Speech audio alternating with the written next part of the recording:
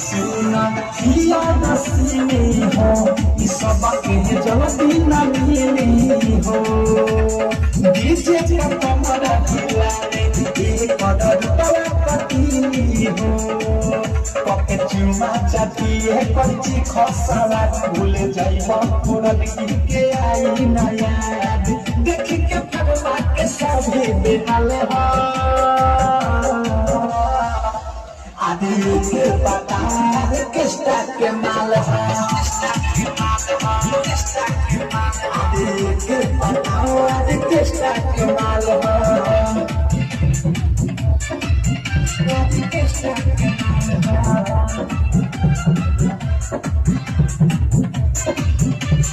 किस्ता के माल की मिसाल नहीं मिली दोबारा हो और सपने में सुना पवन हो लागी ना भारा।